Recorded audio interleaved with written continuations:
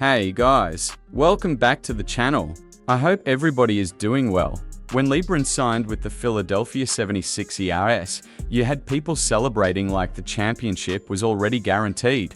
And of course, a huge part of that was coming from LeBron fans. They were saying, oh, he's going to win another championship, man. You even had people calling this the greatest starting lineup ever assembled. Others were saying this was the most talented roster LeBron has ever played with. All of that confidence was flying around, with people hipping it up over and over again.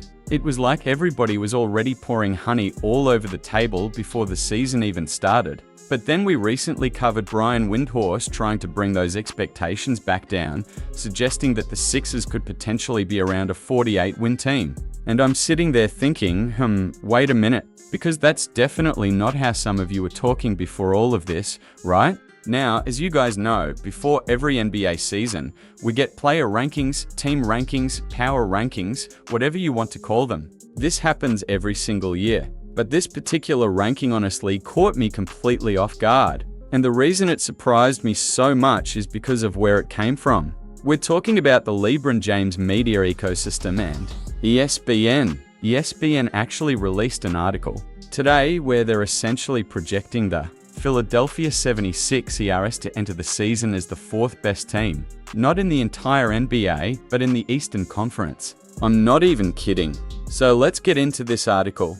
The headline says NBA Summer Forecast 2026-27 projections for East and West standings.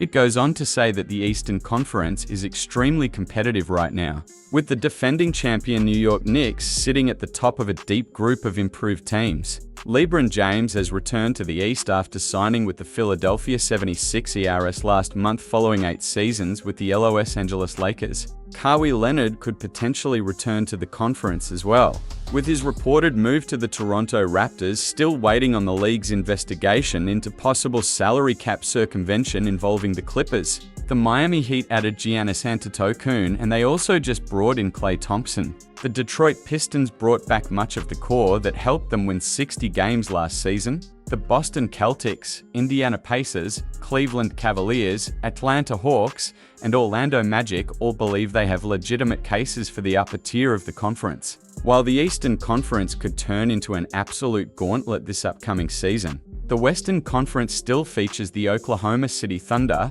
San Antonio Spurs, and Denver Nuggets, with contenders boasting 5 of the last 6 MVPs, along with reigning Defensive Player of the Year Victor Wembanyama. So how exactly will the race for home court advantage, the play-in tournament, and even draft lottery positioning unfold? ESPN's insiders have now projected the complete Eastern and Western Conference standings for the 2026-27 season.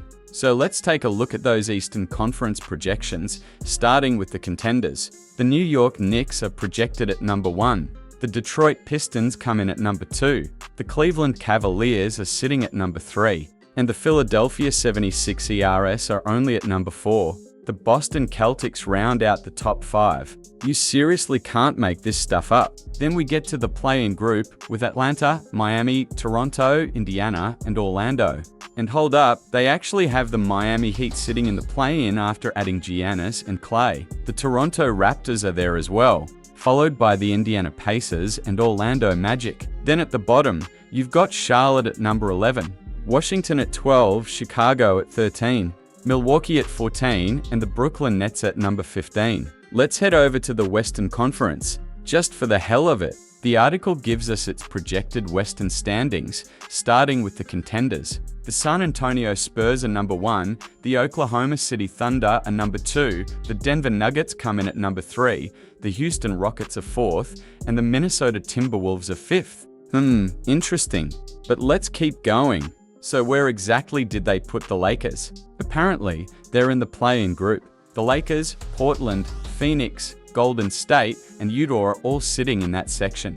And then at the bottom, they have the Clippers, Mavericks, Memphis Grizzlies, New Orleans Pelicans, and Sacramento Kings. I'm not going to spend too much time breaking down the Lakers because those of you who follow this channel already know exactly where I stand. I believe the Lakers are going to finish as a top 4 seed in the NBA next season. That's my prediction. If you disagree, cool, that's your prerogative. You're entitled to feel however you want about it. But I want to get back to this ESPN projection because this is where things get interesting. I honestly think these guys are doing some narrative tampering here. Think back to the season when Russell Westbrook joined the Lakers. They gave that team, if I remember correctly, the second or third best odds to win the championship. They even projected them to finish as the #1 seed in the Western Conference. And what happened? They finished that season with just 33 wins and didn't even make the play-in tournament. Not the playoffs, the play-in tournament. So you could look at this projection and say, maybe ESPN is simply trying to lower expectations before the season starts. But here's why I'm not buying it. No, you have a team featuring LeBron James, Jaylen Brown, Tyrese Maxey, Joel Embiid, and V.J. Edgecombe. And you're seriously telling me that team is only finishing 4th in the Eastern Conference? The 4th seed? Come on. You're talking about a roster with 4 All-Stars. Yes, LeBron is an All-Star. Tyrese Maxey is an All-Star. And there are 4 All-Stars on this roster. 4. Not 1, not 2, not 3 for All-Stars. You also have a league MVP. You have a finals MVP. You have the NBA's all-time leading scorer.